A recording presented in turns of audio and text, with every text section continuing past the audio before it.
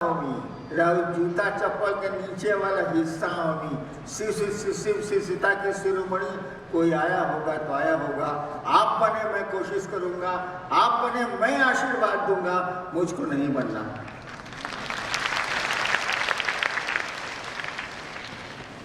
ज्योतिर्लिंग भारत में ही क्यों, Africa England में क्यों नहीं?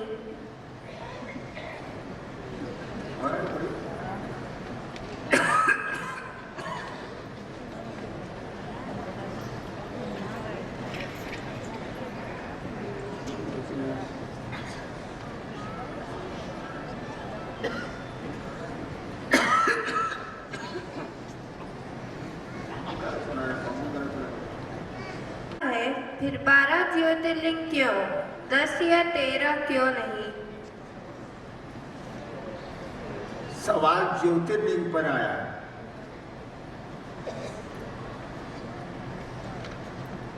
उतना लंबा तब बोले कि हमारा साहस नहीं, अगर सुनने के साहस बात अब बोली हम बोलता नहीं।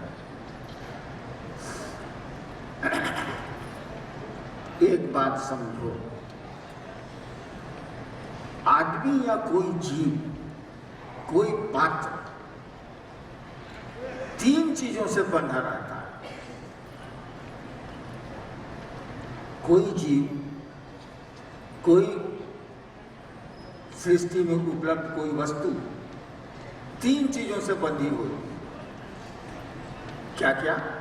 एक वो, यानी जैसे हम, आप, ये माइक, ये बिल्डिंग, एक हुआ। दूसरा समय, टाइम, और तीसरा स्थान। कहा जाता है स्थान, काल और पात्र। पात्र हम आप हैं, स्थान मालूम ही एक जगह है, और समय आप जानते ही हैं। और समय कब पैदा होता है? समय कभी पैदा होगा जब कोई चीज पैदा होगी। अगर कोई चीज पैदा नहीं हुई है तो समय पैदा नहीं होगा। इसीलिए शिव को महाकाल कहा जाता है। महाकाल माने उस समय काल नहीं था तब भी वे थे, काल है तब भी वो रहेंगे। तो ये तो समझ गए आप, स्थान, काल और पात्र, ये 3 चीजें से पूरी सृष्टि बंधी हुई है। हम आप एक एक आदमी उससे बंधे हुए हैं, एक एक जीव जगह से, समय से बंधा हुआ है। अब आप 108 बार नमः शिवाय का जप क्यों करती हैं आप? या भारतवर्ष में बड़े पुराने काल से, समय से 108 का जप क्यों होता है? 109 का क्यों नहीं होता? 110 का क्यों नहीं होता? 108 का ही क्यों होता? इसीलिए कि पहले के जमाने में जब ये नियम बने थे 108 के, ऋषियों द्वारा, मनीषियों द्वारा या शिव द्वारा दिए गए हों, तो स्थान को निकाला जाता है चौहद्दी से।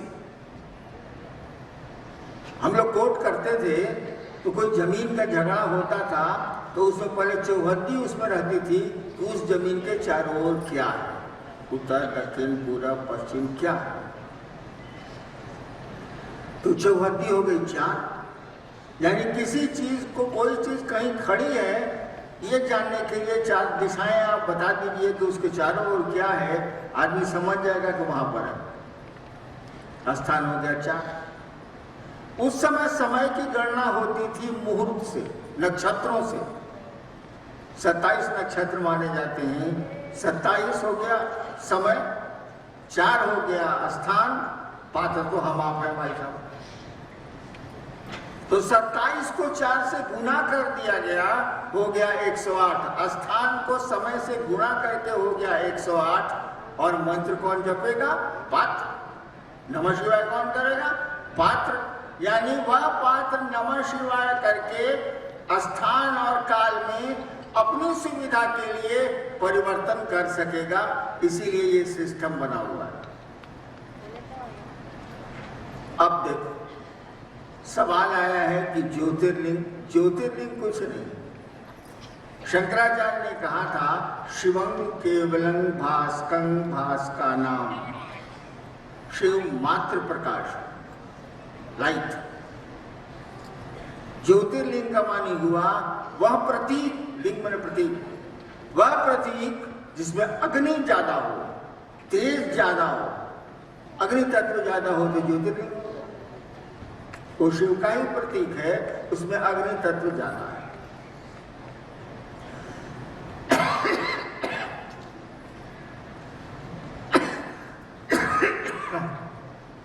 दूसरा सवाल है कि ये 12 क्यों? देखो, भारत के मनीषियों ने, आध्यात्मिक गुरु रहा है ये देश, भारत के मनीषियों ने उस समय के भारत को समृद्ध करना चाहा, आध्यात्मिक उन्नति इसको देनी चाहिए और इस देश का शुभ सोचा, अच्छा सोचा, जैसे हम लोग भी सोचते हैं, जितनी बुद्धि है उतनी ही सोचते हैं। तो ऋषि मुनियों ने इस पूरे भारतवर्ष को, उस समय जो भारत था, इसकी संपन्नता, समृद्धि, आध्यात्मिक उन्नति की कोशिश की, व्यक्ति की भी की, वो गुरु भी बने और बड़े क्षेत्र की भी की, इस देश की भी की। तो हुआ क्या? कहा कि ये 108 तो स्थान और बात ये समय हो गया, चार बच्चे बहुत नहीं, आज 27 गो नक्षत्र, समय हो गया, आज जगह भी पूरा भारतवर्ष हो गया। इस काम को किसके लिए किया जा रहा है? पात्र के लिए नहीं किया जा रहा। अब एक पात्र नमः शिवाय नहीं करेगा। अब कहा कि ये जो 108 हुआ स्थान और समय, उसको शक्ति अंक से भरा दे दो। शक्ति अंक क्या हुआ? एक शिव हुए, 5 तत्व हुआ, 3 गुण हुआ, इसी में सृष्टि है, इसके बाद सृष्टि है नहीं। 5 तत्व और 3 गुणों से हम भी बने, जगत भी बना है, सारी चीजें बनी है, उसी का अनुपातिक मिश्रण है। तो कहा कि पूरे भारत देश की संपन्नता और समृद्धि के लिए शक्ति अंक, यानी सृष्टि का जो अंक है 9, नवमी, 9 दुर्गा, शक्ति अंक है वो, इससे भागा दो। तो 108 उधर हो गया, 27 गुने 4, स्थान और काल, 9 से इसको भागा दे दिया। 108 में 9 से भागा देता बाबू, ये मर दिया। 108 में 9 से भागा दे मैंने 12। कहा कि इस ज्योतिर्लिंग को हिंदुस्तान के 12 जगहों पर स्थापित किया जाए, ताकि चारों कोने से उस शिव की कृपा, उसकी दया पूरे देश पर बरसती रहे और हमारा भारत देश सही में विश्व गुरु हो, सही में समृद्ध हो, सही में संपन्नता आए, लोग रोग से हटे, खुशहाल हो। और इसी के लिए 12 है, 13 नहीं।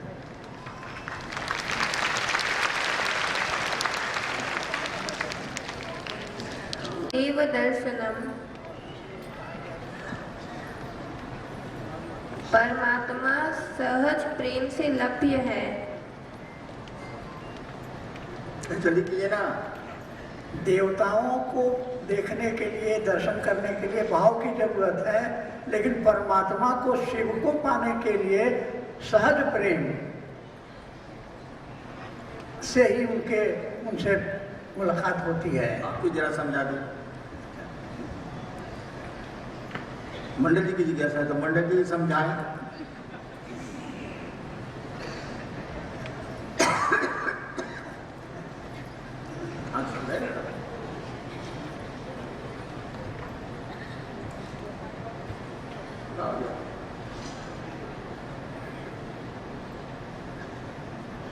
हमसे सुन हमारा गलबे नहीं काम करा है, मैं क्या करूँ? एक तो ऐसे ही मंदिर के दिया टिमटिमाता और ये सब मिलकर फू फू फू करता रहे, बुझी कि ना बुझी?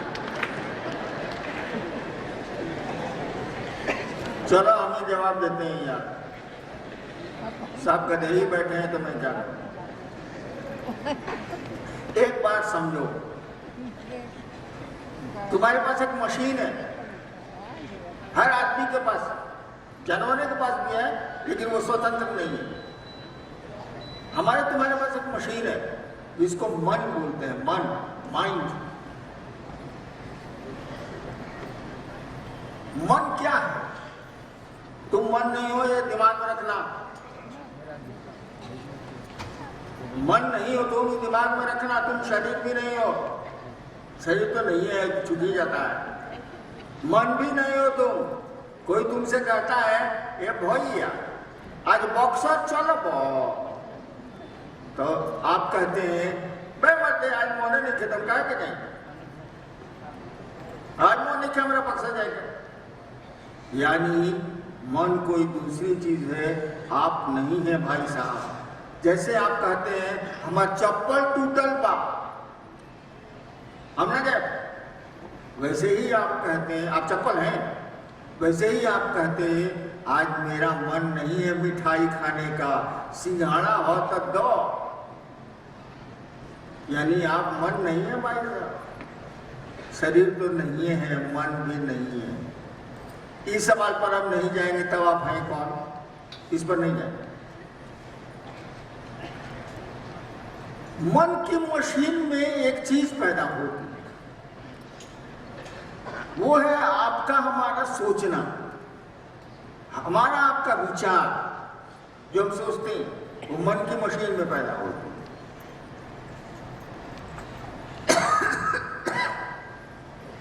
अगर एक कोई विचार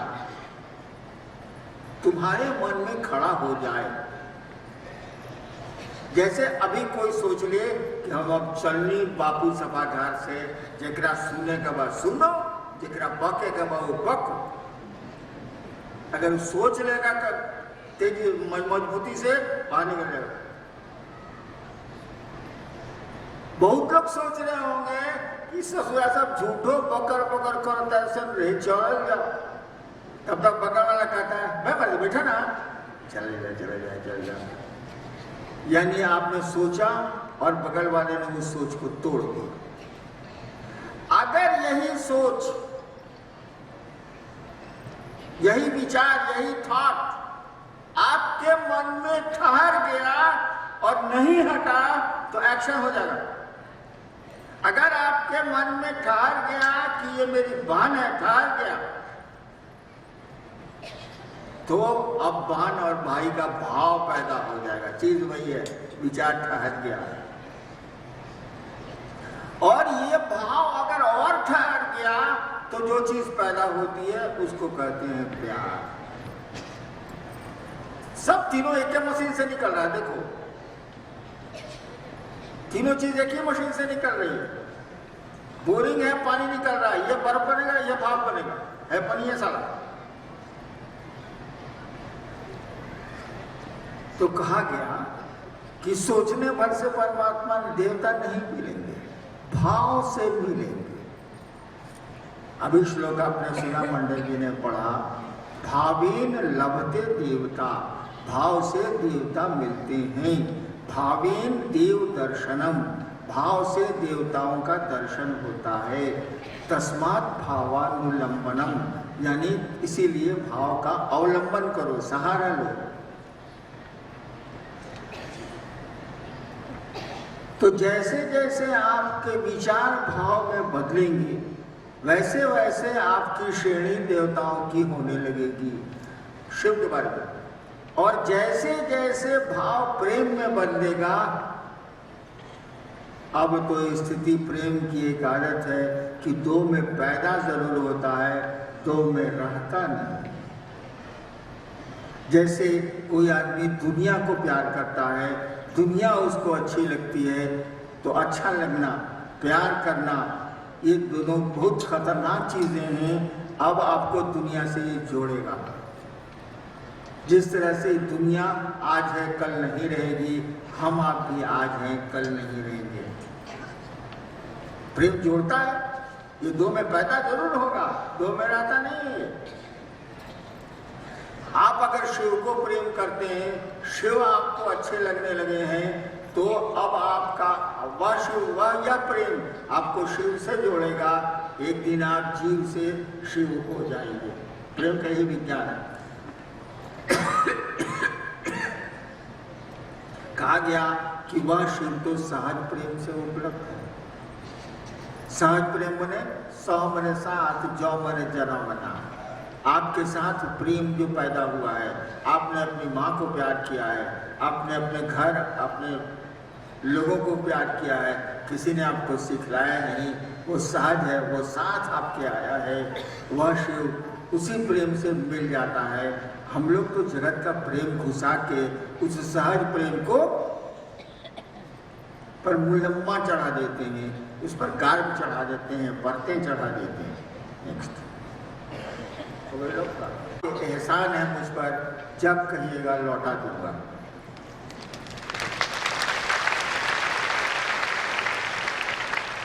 आप यहाँ से जाएंगे, अब ठीक से जाएंगे। एक महादेव के चेला का चेला हुआ है। महादेव के शिष्य थे मच्छिंद्र नाथ, उनका शिष्य था गोरखनाथ। तो गोरखनाथ एक जगह लिखते हैं,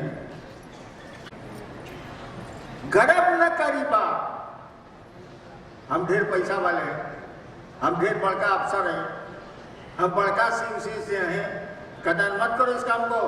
गर्व न करीबा, घमंड मत करो। गर्व न करीबा, सहजे रहीबा, भणत गोरखनाथ। यानी गोरखनाथ कहते हैं कि सहज रहेंगे, गर्व नहीं करेंगे, हबर हबर नहीं बोलेंगे, ठमक ठमक के नहीं चलेंगे, धीरे धीरे पांव रखेंगे और अपनी मंजिल की ओर जाएंगे जहाँ जाना हो। और चलना तो तय है, दुनिया में रहेंगे हम, आप दुनिया के हो के नहीं रह जाएंगे, हम लोग शिव के हो के रहेंगे दुनिया में, लेकिन रहेंगे जरूर, रहना है यहाँ, रहेंगे जरूर, लेकिन शिव के हो के रहेंगे। शिव के लोग धरती पर रहेंगे और धरती कितनी खूबसूरत होगी इसकी कल्पना कर लीजिए आप लोग। आप लोगों को मेरा प्रणाम।